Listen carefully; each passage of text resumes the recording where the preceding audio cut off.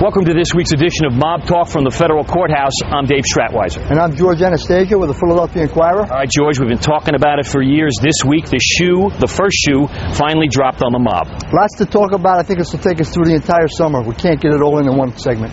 All right, George, it's getting hot out, and the heat was turned up on the local mob right before Memorial Day weekend.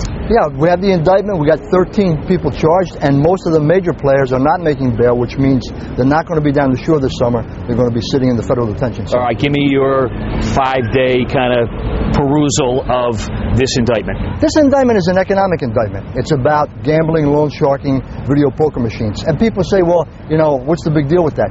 This is the wheel around which everything spins. There's a lot of money to be made here, and these guys were making money. That's what this is about. The fuel, so to speak, that makes the mob go. I think you could argue that. Yeah, and I think that's what we're seeing. And as this thing plays out and we learn more, we're going to see more and more about the economics of the underworld. That's what this is. All right, defense attorneys are screaming and hollering. There's no violence. There's no mob murders in here. There's nothing serious. This is a weak indictment. They said there's no bodies. There's no shootings. There's no assaults. Even the judge said that. No people being thrown in the tall grass, whatever. And, you know, we have had that in the past. I think what the prosecution's arguing, and I think it's a legitimate argument, this group has played off that reputation. And so the threat is enough. You threaten a guy, he knows what potentially could happen, he pays. And that's what they're saying here. You don't need to break somebody's leg. If they know you might break his leg, they're going to give you the money. One of the prosecutors said in federal court, fear is the fuel of this organization. Yeah, and I think, you know, the irony is they used the reputations of the guys that came before them.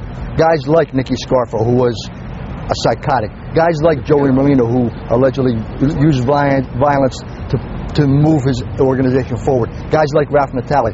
Those guys established that pattern. Now here comes Joe Legambi back into the shadows, the old world mob boss, make money, not headlines. He doesn't need to break any legs because they're the mob, and this is what they used to do, and people out there know that. It's the reputation. All right, during his bail hearing, his one-time arrest on the Frankie Flowers D'Alfonso murder came up. Even though he was acquitted, it came up.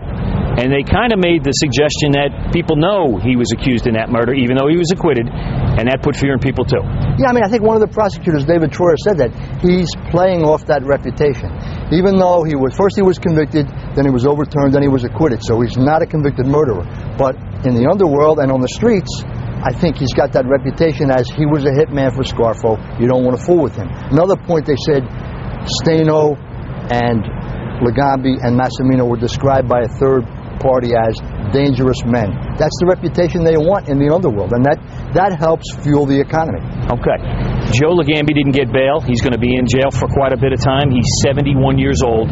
He's looking at anywhere from 97 to 120 months at the medium range. Yeah. He could be looking at 95 years if you read the indictment. That's a life sentence, is it not? Yeah, that'll never happen. But yeah, even the 8 to 10, if he's 71, by the time this goes to trial, probably be 72. And so now if you get 10 years, you're 82. I mean, and I think someone said that in court today. That's basically the rest of his life, whether he lives to be 90. I mean, that's, I think, what's at stake here. And some of the other individuals, it varies depending on their backgrounds. But a guy like Massimino, the alleged underboss, he's looking at 20 years. He's a guy 60 years old, spent half his adult life in jail already.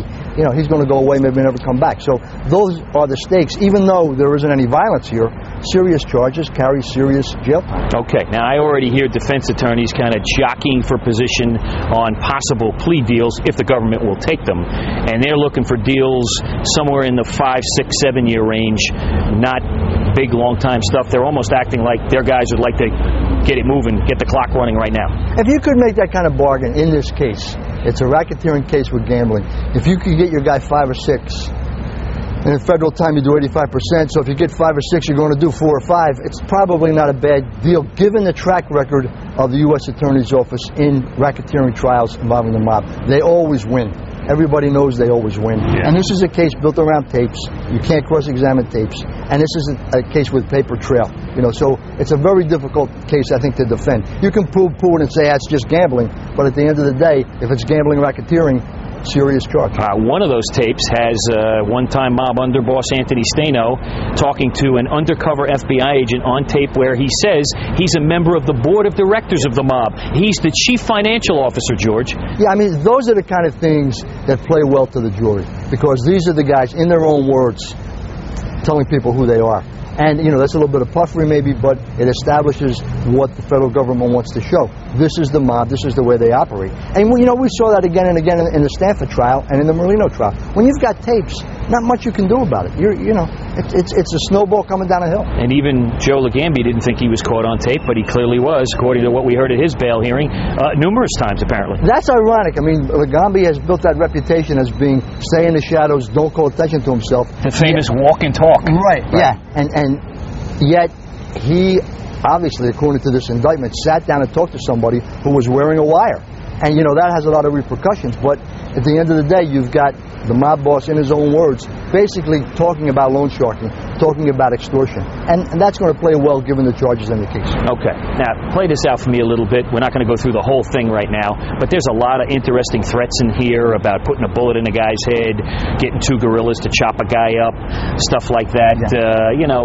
Baseball bat analogies, kind of stuff like that. Where does that go with a jury? Well, I think it's more effective if, in fact, you have somebody come in and get on a witness stand and say, yeah, they hit me over the head. I don't think we're going to see any of that yet. But remember, this could be superseded, this indictment, and more could come. But at this point, I think what it does is establishes the way these guys conducted business. They come in, we're the mob, you owe us money. If you don't pay us, there's going to be problems. Okay, George, we might have an episode of Mob Wives brewing here in this case. Twice in court this week, the wives of two mobsters were mentioned as possibly getting payments from this alleged illegal enterprise. Yeah, I think this is the way money was funneled to the wise guys through their wives. And in a sense, you can charge criminality in that. We haven't seen that, but I think it is an interesting and a realistic look at what mob wives are really about. All right, much more to come, probably a few months worth. We'll talk to you next week. Take care.